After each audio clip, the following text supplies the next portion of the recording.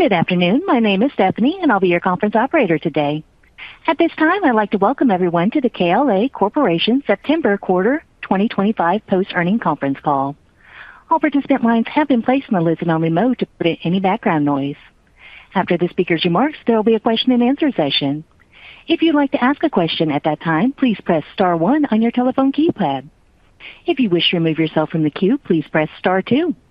Please limit yourself to one question and then feel free to re-queue for any follow-up questions. Lastly, should you need assistance during the conference today, please press star 0.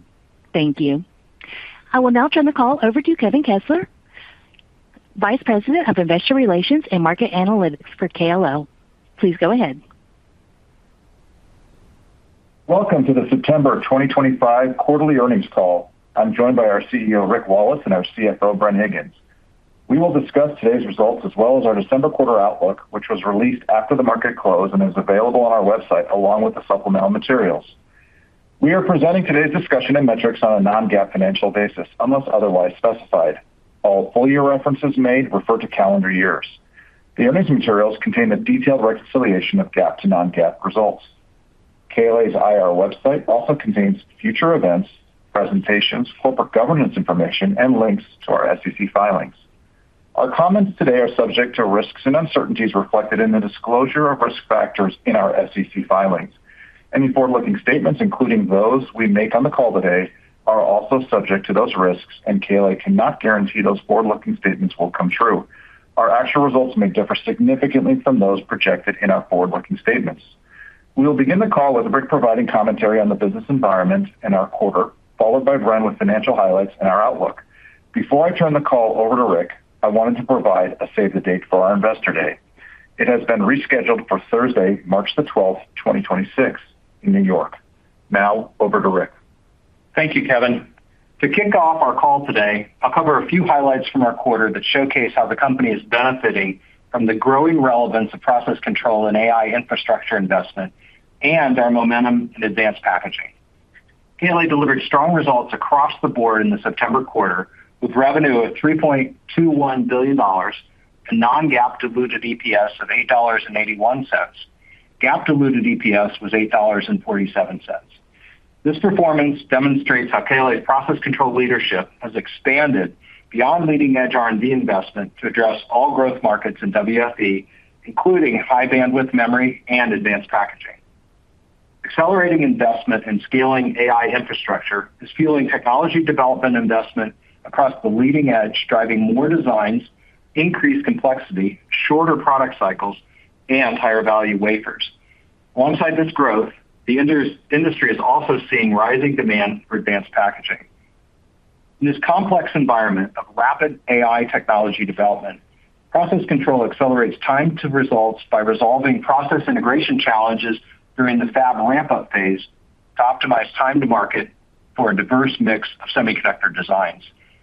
KLA's leading-edge customers are also challenged to optimize yield and limit process variability in high-volume production environment, resulting in increasing process control intensity. In this increasingly complex semiconductor device technology landscape, we're seeing rapid growth in demand for KLA's advanced packaging portfolio, which has emerged as a meaningful market for the company as heterogeneous device integration has become more complex. KLA's advanced packaging systems revenue continues to gain momentum through a combination of intensity gains and market share improvements across our portfolio. For calendar year 2025, we expect advanced packaging-related revenue to exceed $925 million, up approximately 70% year over year. KLA's service business also continues to deliver strong growth. Services grew to $745 million in the September quarter, up 6% sequentially and 16% year over year. Consistency and resiliency are hallmarks of the KLA service business. Finally, the September quarter was strong on both cash flow and capital returns front. Strong cash flow in the quarter was at a record of $1.066 billion. Over the past 12 months, free cash flow was $3.9 billion, with a free cash flow margin of 31%. Total capital return in the September quarter was $799 million, comprised of $545 million in share repurchases and $254 million in dividends. Total capital return over the past 12 months was $3.09 billion. In summary, KLA's business is both enabled and benefits from today's technology inflections and the growth drivers related to AI, as well as from growth in advanced packaging. KLA's business has gone from being primarily indexed to leading-edge R&D investments in foundry logic customers to now addressing all growth markets in WFE, including memory, advanced packaging, and leading-edge and legacy node logic. As we look ahead over the next several years, the long-term secular trends driving semiconductor industry demand and investments in WFE and advanced packaging are compelling and represent a relative performance opportunity for KLA. In this dynamic growth environment, our consistent execution reflects the resilience of the KLA operating model, the strength of our global team, and our disciplined approach to capital allocation focused on long-term investment and maximizing total shareholder value. With that, I'll turn the call over to Bren to discuss the quarter's financial highlights. Thanks, Rick. KLA's September quarter results reflect double-digit year-over-year growth and improved profitability. Revenue was $3.21 billion, above the guidance midpoint of $3.15 billion. Non-GAAP diluted EPS was $8.81, and GAAP diluted EPS was $8.47, each above the midpoint of the respective guidance ranges. Gross margin was 62.5%, 50 basis points above the midpoint of guidance, driven by a stronger product mix and manufacturing efficiencies.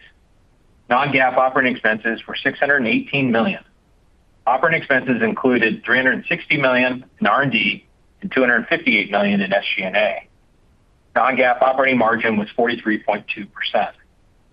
Other income and expense net was a $28 million expense, with upside to guidance principally driven by a favorable mark-to-market adjustment on a strategic supplier investment.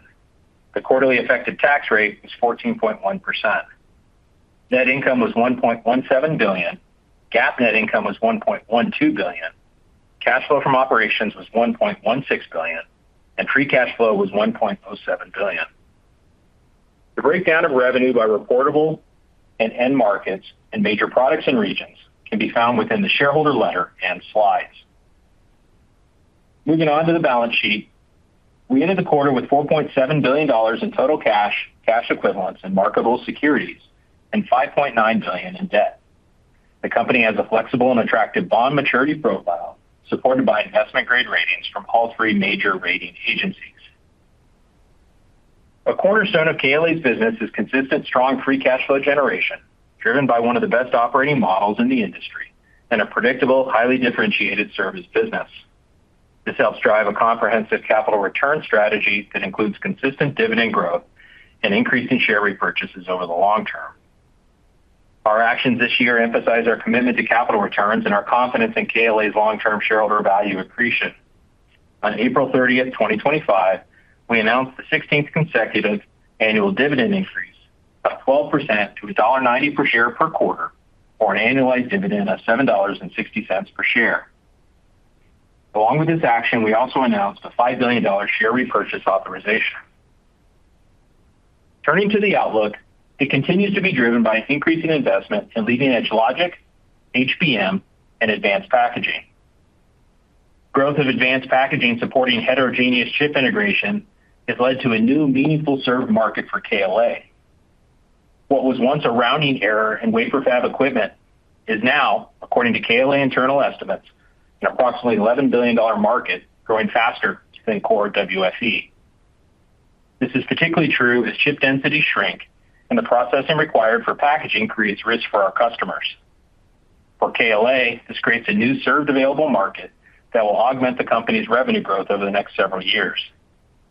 The market and technology roadmap for leading-edge WFE supporting high-performance compute is driving relative inflections for process control. This opportunity, coupled with the evolving complexity of advanced packaging, supports an even broader market opportunity for KLA. As we approach the close of calendar 2025, we continue to expect mid to high single-digit growth in WFE, modestly improved from our previous outlook discussed last quarter. Growth in 2025 is being driven principally by increasing investment in both leading-edge foundry logic and memory to support growing AI and premium mobile demand, partially offset by lower demand from domestic China. Given KLA's business momentum, expanding market share opportunities, and higher process control intensity at the leading edge across all segments, we remain on track to outperform the WFE market in 2025. The advanced packaging market is also expected to grow more than 20% compared to last year. Finally, customer discussions have become more constructive on expectations for calendar year 2026 to be a growth year for the industry, with a broader spending profile than 2025 for both WFE and advanced packaging. While it is still too early to provide precise calendar 2026 revenue guidance, our view today is that first half revenue levels will be roughly flat to modestly up compared to the second half of calendar 2025, with accelerating growth in the second half of the calendar year. This outlook is inclusive of the revenue impact related to additional market access laws related to certain customers in China, resulting from extended export controls from the U.S. government. We estimate the revenue impact on the December quarter and calendar 2026 to be approximately $300 to $350 million for KLA. For calendar 2026, this impact is spread roughly evenly across the first and second half of the calendar year. KLA's unique product portfolio differentiation and value proposition are focused on enabling technology transitions, accelerating process node capacity ramps, and ensuring yield entitlement and high volume production. The market environment and the complexity of our customers' technology roadmaps are compelling and bring challenges and opportunities for KLA to continue its relative performance. In this industry environment, KLA remains focused on supporting customers, investing for the future, executing product roadmaps, and driving productivity across the enterprise. KLA's December quarter guidance is as follows. Total revenue is expected to be $3.225 billion, plus or minus $150 million. Foundry logic revenue from semiconductor customers is forecasted to be approximately 59%, and memory is expected to be approximately 41% semi-process control systems revenue to semiconductor customers. Within memory, DRAM is expected to be about 78%, and NAND the remaining 22%. As always, these business mix approximations pertain solely to our semiconductor customers and do not fully reflect our total semiconductor process control systems revenue. Gross margin is forecasted to be 62%, plus or minus 1 percentage point, based on relatively consistent factory output versus the September quarter and product mix revenue expectations. Operating expenses are forecasted to be approximately $635 million in the December quarter, as we continue to make product development and infrastructure investments to support expected revenue growth. Given our expectations for company growth and product development roadmap requirements, we will maintain our operating expense trajectory. Our business model is designed to deliver 40 to 50% incremental non-GAAP operating margin leverage on revenue growth over the long run. Other model assumptions include other income and expense net of approximately a $32 million expense for the December quarter. The effective tax rate assumption has risen slightly to 14%, reflecting the impact of recent global tax changes. For the December quarter, GAAP diluted EPS is expected to be $8.46, plus or minus 78 cents, and non-GAAP diluted EPS of $8.70, plus or minus 78 cents. EPS guidance is based on a fully diluted share count of approximately 132 million shares. In conclusion, our near-term revenue guidance shows modest growth and is consistent with our views from the start of the year of relative top-line stability. We expect to meaningfully outperform the mid to high single-digit WFE growth rate in 2025, driven by rising process control intensity, inclusive of the significant growth of the advanced packaging market. KLA focuses on delivering a differentiated product portfolio that addresses customers' technology roadmap requirements, which are driving our longer-term relevance and growth expectations. KLA's business is well-positioned for today's technology inflections and growth drivers. We are encouraged by the customer engagement that informs our business forecast. The long-term secular trends driving semiconductor industry demand and investments in WFE and advanced packaging are compelling and represent a relative performance opportunity for KLA over the next several years. In addition, the growing investment in custom silicon, particularly among hyperscalers developing their own custom chips, has led to a proliferation of unique device designs and increased demand on our customers to deliver performance, volume, and time to market. As design complexity and diversity grow, so does the need for advanced process control. As a result, KLA is seeing growth in process control intensity as each new chip design requires rigorous inspection, metrology, and yield optimization solutions. KLA is uniquely positioned to benefit from these trends as we expand our market leadership and deliver differentiated value to our customers. That concludes our prepared remarks. Let's begin the Q&A. Thank you. At this time, Operator, sorry, I was just going to pass it over to you to start the process. Thank you. apologies for that. Thank you. And at this time, if you'd like to ask a question, please press star 1 on your telephone keypad. If you wish to remove yourself from the queue, you may do so by pressing star 2. We remind you to please unmute your line when introduced, and if possible, please pick up your handset for optimal sound quality. In the interest of time, we ask you please limit yourself to 1 question. If you have additional questions, you may re-queue. And we'll take our first question from Harlan Sur with J.P. Morgan. Hey, good afternoon, guys, and congratulations on the strong quarterly execution.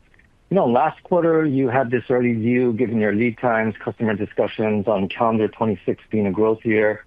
You reiterated that today, but talked about being more constructive on that growth, right? So with another 90 days of visibility, given that leading-edge design starts are continuing to expand at a rapid pace, the recent and significant AI data center infrastructure announcements, has the magnitude on the WFE growth outlook improved, or was it more just confidence level on the growth that you were thinking about 90 days ago? And you mentioned a broader spending profile on WFE and advanced packaging. Can you guys just elaborate on that a little bit? Sure, Harlan, I'll start.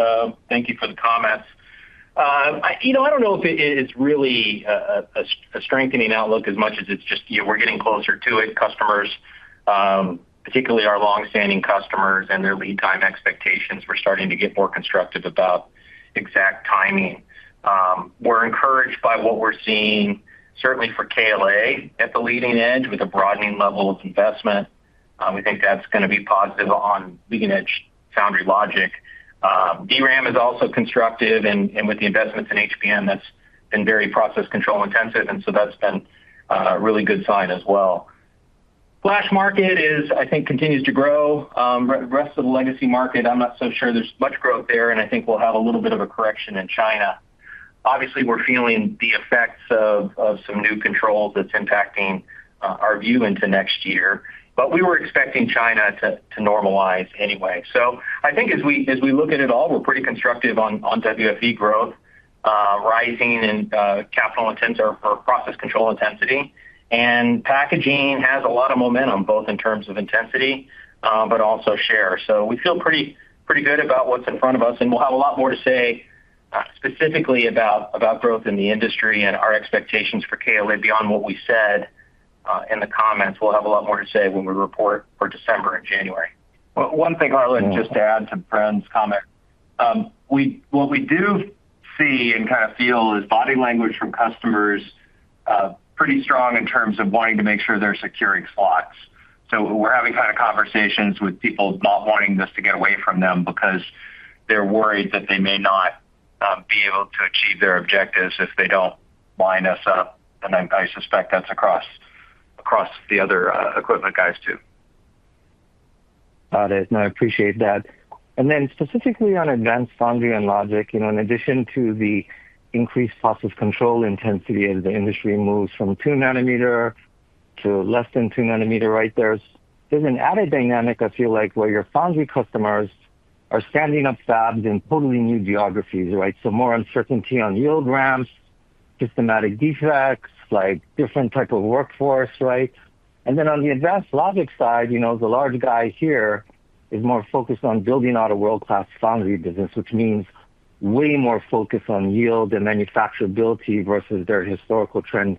Wondering if these additional dynamics are driving the potential for incremental process control spend as you look into next year? Well, sorry. I do think that as the customers are dealing with the new design rules, and some of them, especially that are maybe back in it, if you will, trying to do leading edge, they're benchmarking what do they need for process control and we're seeing kind of very constructive conversations around that. So I think that's true. I think it's kind of filling out the rest of the players, if you will, in terms of how they're thinking about investment and process control. So yes, I'd say that strengthens. If there are more players doing more leading edge in more locations, that's going to be accretive to overall intensity. Yeah, one of the themes over the last couple of years has obviously been significant investment augmented by China and legacy design rules.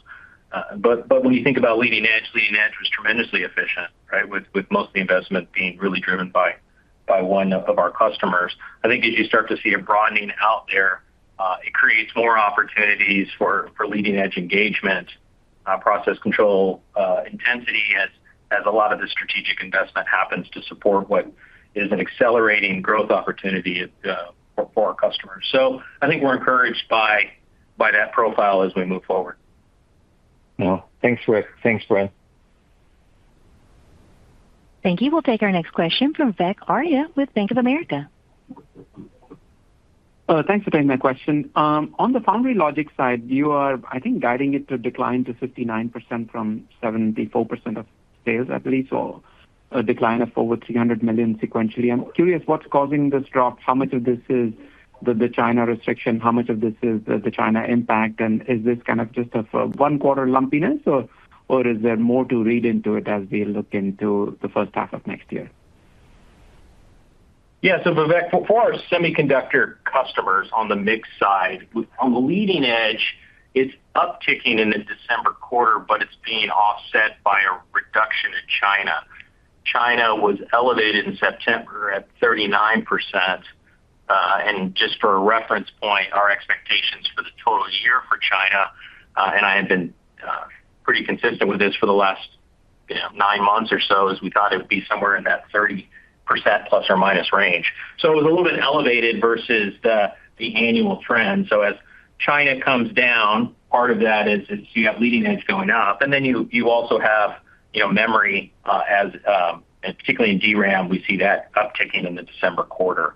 So there's some moving parts there, but that's what's happening. As it relates to the recent export controls, I would say the impact on the December quarter is fairly immaterial to the company overall in that we were able to move slots around. We've got certain products where customers get in the queue, and so we can pull business forward and slot different customers.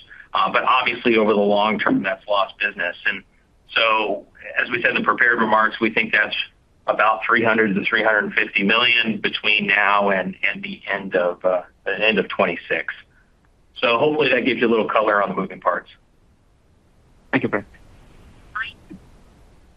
Thank you. Our next question will come from C.J. Muse with Cantor Fitzgerald. Yeah, good afternoon. Thank you for taking the question. I guess I was hoping to focus on gross margins. You guided down 50 bips. I'm assuming that's just product mix. Would love to hear your thoughts there. And then, Bren, you're highlighting again the 40 to 50% incremental operating margins. If we are in a world where WFE continues to grow kind of in a double-digit world over the next couple of years, should we be thinking that you're at the higher end of that range given kind of greater contributions from the higher margin silicon? Thanks so much. Yeah, CJ, on the guide down, you're right. It's about 50 bips, and it's mostly related to just mix adjustments in the quarter. As I've said over the last couple of quarters, there is a tariff impact that we're dealing with, which is more or less consistent quarter to quarter. That's roughly 50 to 100 basis points of the impact. So yeah, we're guiding 62, and output's relatively consistent. So it's really a mix issue. In terms of how we were thinking about running the company, and over the long run, certainly our 40 to 50% long-standing incremental operating margin target does drive how we size the company. Gross margin obviously is a factor in that, and so we have to think about where gross margins are trending as we consider that. We've outperformed that target pretty significantly as revenue has grown in the mid-teens. I call it above trendline growth in 2025. So as we move forward, I think the easiest way to think about that is if you're more or less at trend line, we're more or less in the middle of the target range. And if growth levels are above that high single-digit trend line, we should outperform it. growth levels below, we'll probably underperform the target a bit. But that's how we're going to size the company over time, and our performance over longer periods of time is obviously very consistent with that. Thanks so much. Thank you. We'll move next to Joe Quatrochi with Wells Fargo. Yeah, thanks for taking the question. I appreciate the quantification on the advanced packaging WFE. Was curious just to think about just the advanced packaging process control intensity. I think just based on some of the things you've put out there or talked about in the past, it's like high teens. Is that the right way to think about it? And then how do you think about where that goes over time? No, I wouldn't say it's that high. I think if you look at KLA's share of WFE, I mean, one of the interesting things, as I said in the prepared remarks, is, it wasn't much of a factor for us in our business. And you don't have to go back more than just a few years. And, the percent for KLA was in the 1% range. And now, if you take, our views on 2025 at $11 billion or so, we're approaching 6%. So we've seen a escalation here in terms of intensity as the requirements have changed, fundamentally related to the high performance computing on the logic side and the memory side. So we think that continues over time. I don't think you're going to see that kind of that slope of growth, but we do expect that as densities shrink and processes become more complex, that it does play to the need for more advanced systems. And of course, we have our front end portfolio that we can use to address this interesting market. So I think it's a new SAM for KLA. We have a lot of great drivers within WFE that we think are driving process control and KLA's share of the market. And we're augmenting that growth with this growth that we expect to see in advanced packaging that likely over time grows modestly faster than WFE. So it's a really encouraging opportunity. And I think as we start to move up the value chain in terms of new capability required, then I think it creates an opportunity for us to drive something in the neighborhood or better than general corporate averages on margins. Thanks. Thank you. We'll take our next question from Tom O'Malley with Barclays. Hey guys, thanks for taking my question. Nice results. I wanted to ask a bigger one that people have been trying through the earnings period here. I understand it wasn't in the preamble, but Lam went out and talked about $100 billion of AI spend is roughly equivalent to $8 billion in WFE or additional spend. And they talked about most of that being related to memory. Do you agree with that statement, or do you have any qualification for how you would look at that ratio? I think in general, this is Rick, I think in general, if you think about what goes into a data center, the percent that is memory, the percent that is GPUs or logic, and then the rest, you're probably at about, if you take $100 billion, then you could say that half of that would be semiconductor related, and the intensity on that kind of gets you to that run rate. But I don't think it's necessarily 50-50 in terms of memory and in terms of the logic side. So our view is you're pretty close, and then we would, as we were just talking, add in packaging. So we get closer to $10 billion on the $100 billion because of the investment that's not just semiconductor, but packaging.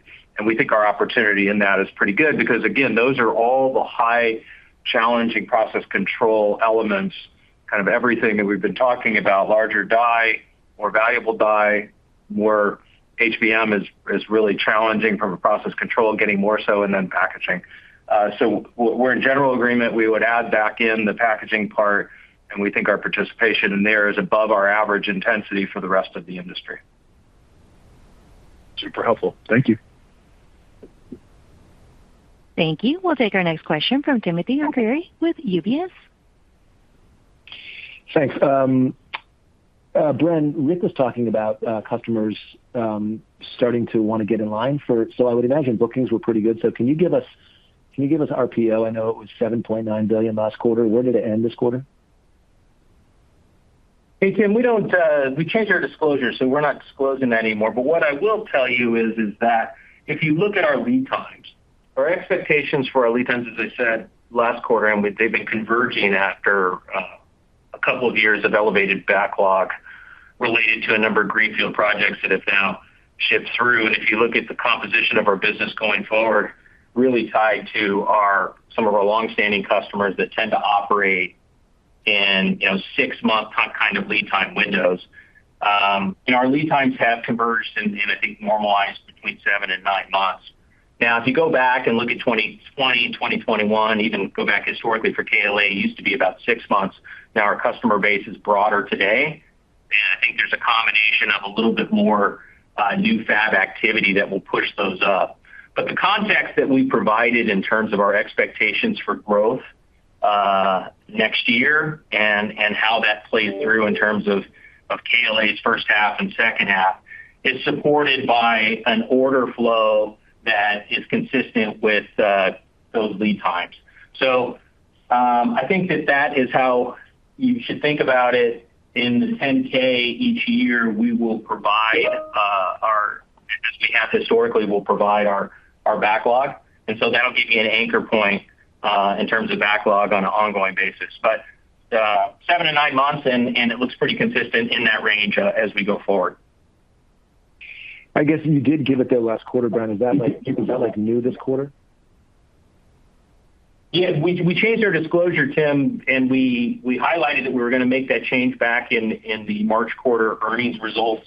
We said when we started the new fiscal year beginning July 1st that disclosure would change. There were a number of reasons for that. The primary reason being the inconsistency in how that disclosure was being interpreted and reported across our industry. So we have aligned more closely with the disclosure that our peers have, and that's what we're going to do here going forward. Okay, then I guess this is my second question. So you said last quarter, Bren, that China was going to be, for you, down 10 to 15% this year. But even to get down 10, I have to have China down like $250 million Q1Q in December. Is that the right number, that China's going to be back to like 30, 31% in December? Yeah, in the December quarter, I think China will be, high 20s.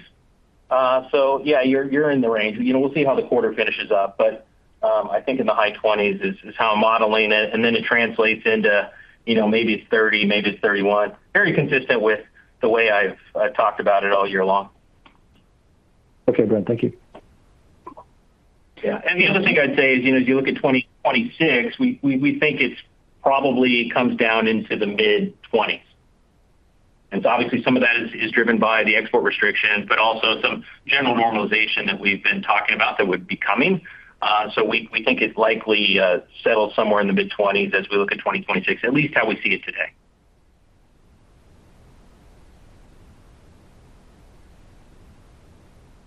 Thank you. We'll take our next question from Krish Sankar with TD Cowen. Yeah, thanks for taking my question. Rick or Brent, I had a two-part question. One is, in the past, you've spoken about 2 nanometer gate-all-around as 100 basis points improvement in share for you versus 3. Is that true? Still the case? And number 2 is, I think, if I remember right, their advanced packaging share is about 50%. If I do the math on that, it's $11 billion and $925 million. It seems like advanced packaging WFE intensity is around mid-teens. Do you think advanced back-end inspection process control intensity is getting higher than front-end, or do you think it's still below? Thank you.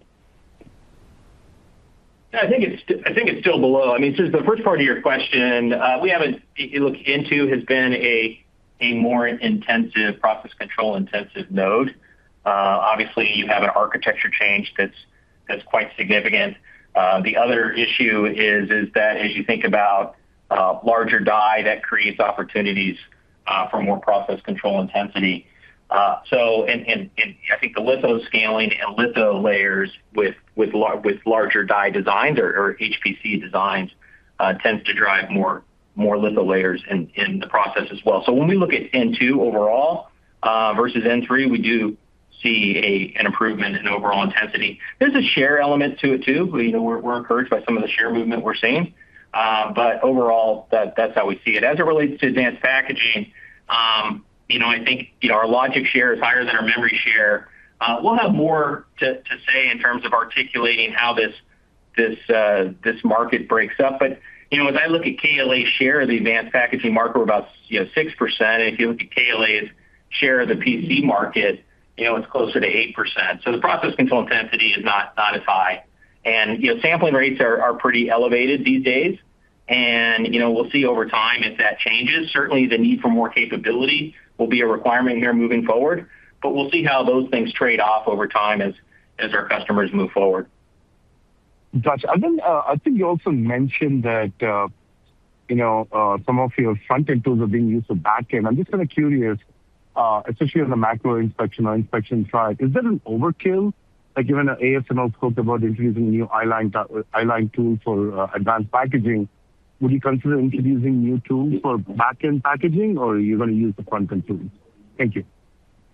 No, I mean, it's funny you say that because that was our initial reaction when the customers wanted us to put our front-end portfolio in the back end. We said, are you sure? Because the cost of that, are you sure you need it? And they were quite certain that they needed it because of just think about the cost of yield failure in packaging and how much it's worth to ensure that that's not happening. So that's what we've really seen in terms of that. It's obviously not our most advanced tools, but they are systems that we use in the front end and that would have been considered the most advanced tools, you go back a few years. So absolutely, they're the ones that pulled us in. I mean, we did not come to them. It was almost the other way. They said, we want you to provide this capability. So, when we think about the roadmap for packaging, and remember what we're talking about, advanced packaging, we're in many ways early innings because there's still other technology inflections that are going to go into HVM over the next several years as the rest of the market catches up with these advanced packages. So we're really talking about a pretty small percentage of available packages being inspected at this high level.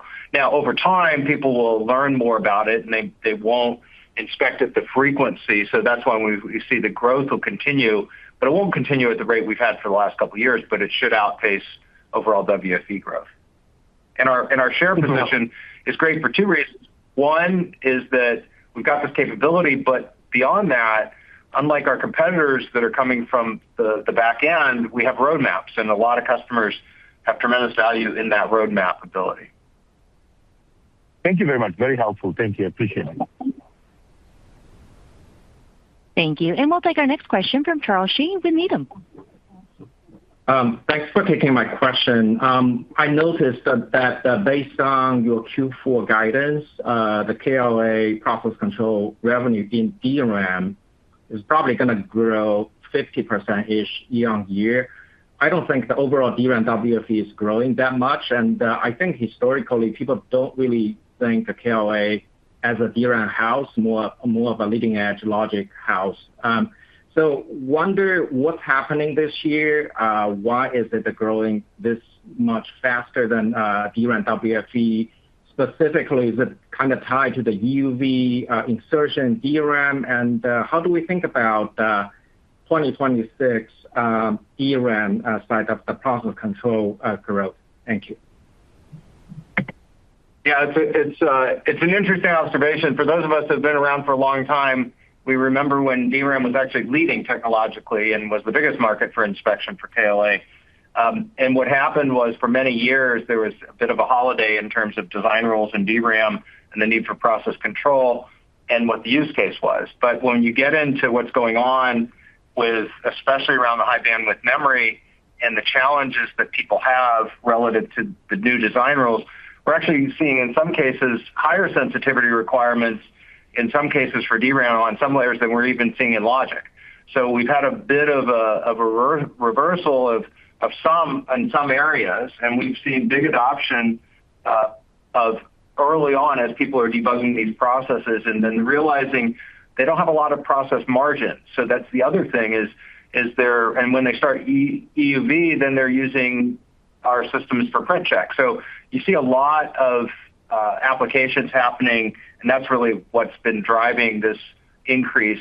We thought it would happen years ago. We were hoping it would happen sooner, but it's definitely we're seeing leadership in some areas in terms of the need for process control as they retool these DRAM facilities to deal with some of the new market requirements. Look, the introduction of EUV was certainly a factor in terms of process control intensity. We think overall probably changed it about a point. But then if you look at the requirements for HBM, we think it's increased it, another point or so. Rick talked about a lot of the issues. The other thing is you have to keep in mind is that the reliability requirements in a stack of DRAM chips in an HBM device, the device is only as good as the weakest DRAM. And so the performance requirements, the process variability that the customer can accept, you can't bin these devices that go into an HBM integration. So there are a number of things that are happening there that are positive for process control intensity. Got it. Maybe a quick follow-up. I think going back a couple of years ago, you guys talked about delayed pelliclization, what that means to the KLA mask inspection portfolio.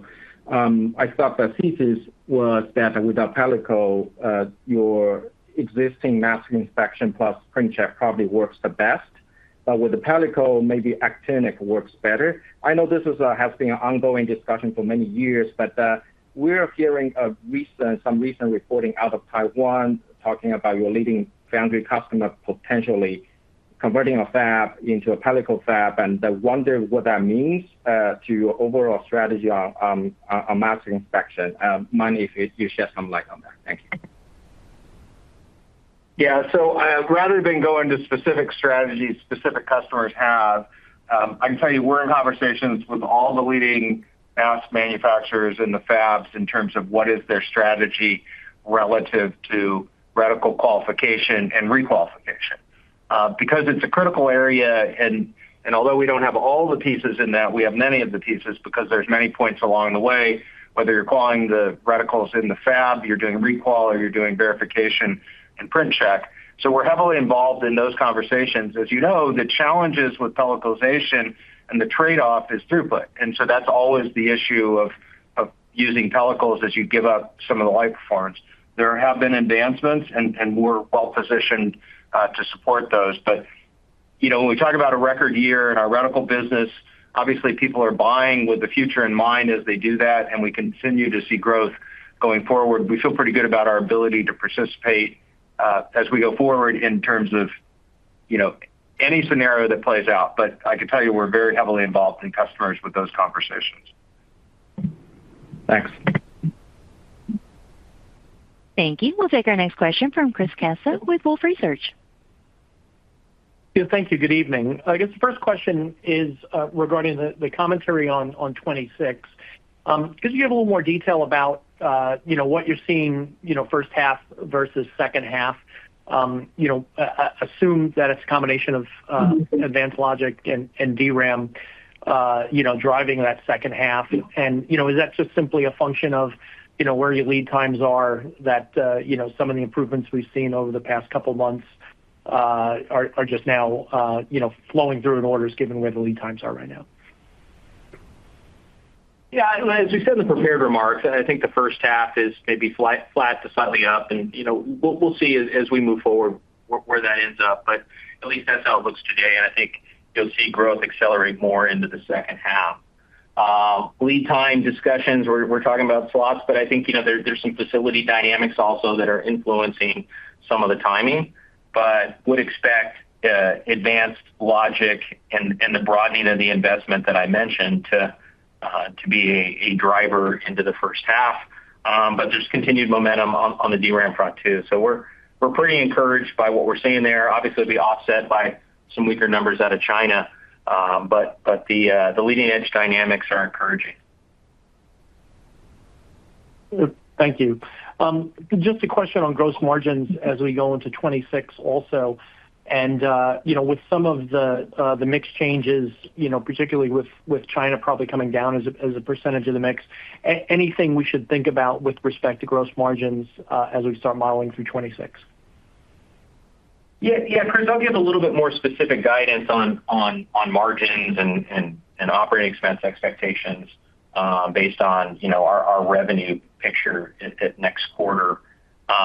Gross margins for KLA are generally impacted, I'd say almost exclusively impacted by what we sell, not so much who we sell to, and where we sell it. So it really is a factor of how it's impacting certain product types that we have a pretty extensive portfolio of products, the broadest in our segment of the industry, and depending on what you're buying, it can carry different margin profiles. Certain parts of the market, like packaging, tend to carry a more dilutive stream, as I mentioned earlier. I think over time that goes from being a headwind into a tailwind. Service tends to grow and has a more dilutive gross margin, but we believe in accretive operating margin. So you do have some of the moving parts.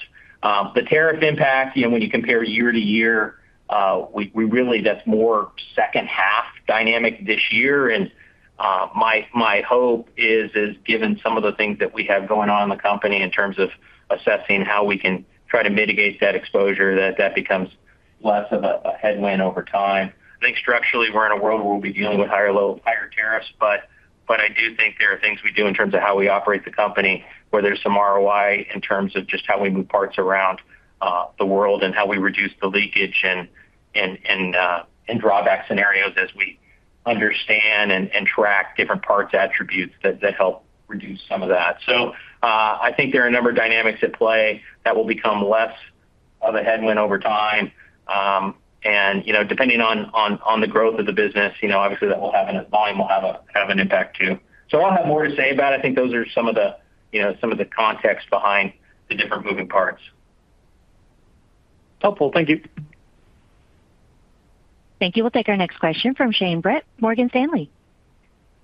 Thank you for letting me ask a question. I wanted to follow up on Charles's earlier question, but your memory customers have been talking up CapEx growth into 2026. But just given how strong this December quarter DRAM guide is, how should I think about your memory growth expectations into next year relative to this really strong December quarter? Thank you.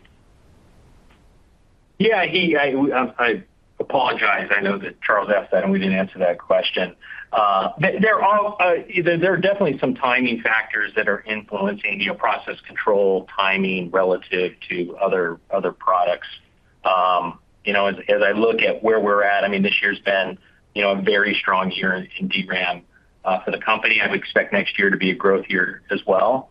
And I think a lot of the these announcements, I think as we start to see that play out, and we'll see whether that is more of a second half dynamic into next year, or and how much that sort of carries forward. But what is clear is across all of our customers, I expect them to spend more and to see growth in our DRAM investment from our customers into next year.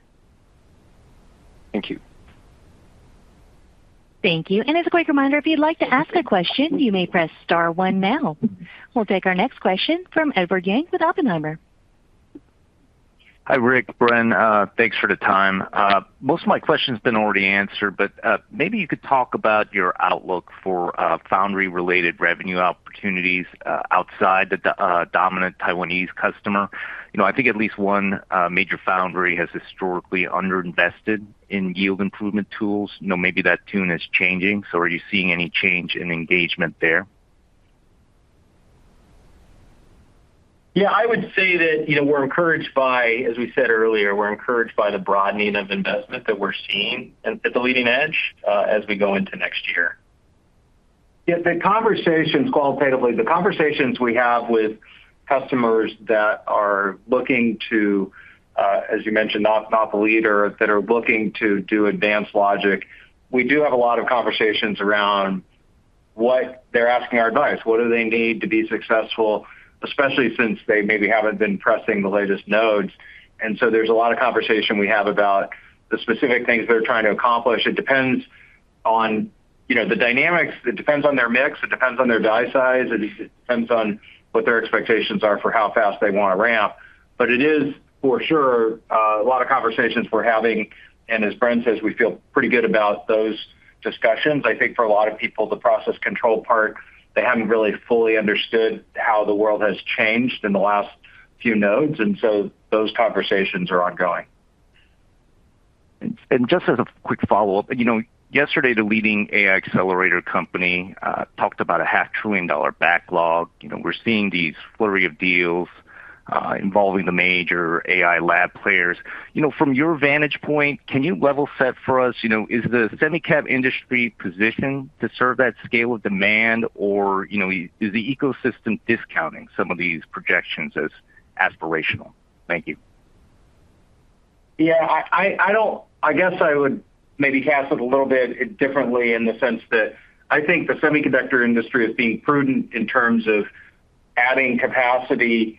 And right now, when we try to reconcile the external discussions about CapEx and what that translates into in terms of wafers, not enough wafers will be available to achieve those objectives in the time frame. And our view is that not necessarily a bad thing. It means it's unlikely to overheat if those forecasts remain intact, because there's more gating factors than there are people making announcements. It's easier to make an announcement about investment in a data center than it is to build a new fab. So I think it's going to take some time for the industry to absorb and support the capacity demands implied by all the public announcements.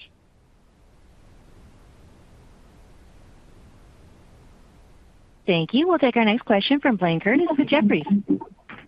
Hey, good afternoon. Thanks for squeezing me in. I just want to go back to the DRAM comments. You talked about the increasing capital intensity. I'm just kind of curious about kind of the conversations. Obviously, massive numbers have been thrown out there. Just kind of curious, I think someone asked this prior, about was that always the plan to have DRAM up this much, or have things been pulled in? And then I guess just if you could elaborate a little bit more color on those conversations you said where they're looking for capacity, like what's holding it up? Is it just they need fab space, or are they unsure about the demand? Just any color there would be great. Yeah, I would say that you definitely feel there's more urgency on the DRAM front in terms of timing. We'll have to see how that plays out in terms of slots as we move into next year. Given our lead times, what we can accommodate, obviously we try to work closely with our customers on that front. But there's certainly I think from a pricing point of view, I think the dynamics that are driving HBM pricing overall, there's definitely a sense of urgency from our customer base. And as I said earlier, across the top three, I do expect higher investment levels next year than we're seeing here in 25. I think the other way to think about it, if you think that there's three components, primary components that go into supporting these AI infrastructure build-outs, you have obviously the GPUs and the accelerators around those. You have the packaging, and then you have the memory. I think you're going to see over time that you go in phases of which one seems to be short supply. And we kind of went through a phase of that with packaging being behind. And now I think the realization by a lot of our customers is there might be more opportunity in memory than they thought. And those are accelerated from what they even told us a few months ago. So, I think that's part of what you're seeing. I think everybody is a bit amazed by the number of applications that are being realized using AI. Even inside of KLA, we keep coming up with new ways to leverage the technology. And I don't think we're the only ones doing that. So I think the memory guys are right now feeling, wow, there's more opportunity if they could add capacity. And those are kind of the conversations, because they realize that it takes longer, as I said, to ramp the supply chain than it does to make these announcements about CapEx. Thank you. Thank you. We'll take our next question from Jim Schneider with Goldman Sachs. Good afternoon. Thanks for taking my question. Maybe just one follow-up relative to the earlier question about the diversification in your leading-edge logic and foundry customer base. Is that something that's more on the inquiry level at this point, or are you actually seeing that either in your order book or in the form of a forecast from those customers at this stage? I would say we are seeing it, and it certainly as it informs our views of next year. We're seeing it in the order forecast, and as Rick talked about earlier, I think there's a lot of collaborative discussion about how we can help navigate and ramp and drive time to results in this capacity. Thank you. And then maybe just as a quick follow-up, maybe you can help us just refresh your expectations about, kind of confirming mid-teens is the right level for service growth in 2025, and maybe give us a sense about whether that could accelerate next year. Thank you. Yeah, we've seen, service actually, pick up a little bit here. It's been a little stronger than we expected. Obviously, we've had some FX benefits, but we've also had some strengthening as utilization rates have gone up. We've seen some strengthening in some of our billable business. So I think our service growth will be, in our target range of 12 to 14% this year. And I would expect right now, as I look at next year, that will be in the same range as well. So I think we feel pretty good about where that is, both based on the growth expected in the install base, the lifetime increase in the tools, the incremental value that's coming from the complexity in the systems and how that's affecting the pricing as it relates to contracts, the opportunities in the acquired businesses that we've acquired over the last few years to drive their service business, and new requirements that we're seeing. This is a factor in 25 as well. But as you think about packaging, a different service model for packaging, but also for DRAM, where the utilization rates to some of the earlier questions have been higher and higher expectations of performance of our system. So I think there's some new opportunities for growth there that, frankly, if you go back a couple of years, I don't think we fully anticipated, both on the packaging front, but also on the high bandwidth memory front supporting HPC. Thanks. Thank you. We'll take our next question from Tim Schultz-Melander with Rothschild & Co. Yeah, hi. Thanks for taking my questions. Actually, I just had one with respect to your outlook for next year. You talk about this broadening in demand for 2026. Could I just ask, could you just paint some color around to what extent that already bakes in high-NA engagements, or whether that would be an upside to your outlook for 26? Thank you. One thing, look, on the R&D front, there's a lot of collaboration with customers. How that translates into revenue is not part of the outlook. It's most of what the engagement is on ramping the continuation of the N2 ramp, our 2 nanometer ramp across our customer base, and so isn't influenced by the adoption of high-NA in that time frame. That's great. Thank you. Certainly not in a material way. Thank you. We do have time for one additional question. We'll take our final question from Brian Chin with Stifel. Thanks. I appreciate that.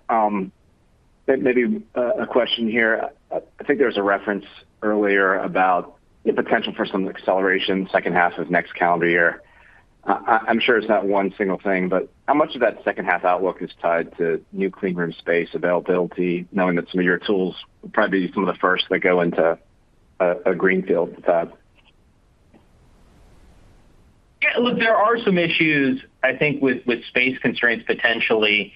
It's not, of course, on every customer, but I do think that it could affect some timing as we move into the second half of next year and into 27.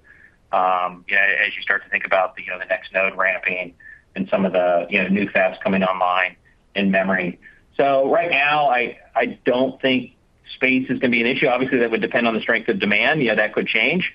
But for now, it's certainly a factor, but I don't think it's a big factor as it stands today. We'll see how things go. Thanks. Maybe if I have time for a quick follow-up. Just on advanced packaging, I think to date, a lot of your inspection business strength has been strongly tied to logic. How much of your continued optimism on market and KLA growth in packaging next year involves expansion opportunities in HBM packaging? I feel good about market share both in logic and in memory on the packaging front. We've seen positive trends in both segments over the last couple of years, and I think that continues into next year. Great. Thank you. Thank you, Brian, and thank you, everybody, for your interest in KLA. We appreciate your time today, and we'll be in touch. Turn it back over to the operator for any closing instructions. Thank you. And this does conclude today's KLA Corporation September quarter 2025 post-earnings call. Please disconnect your line at this time and have a wonderful day.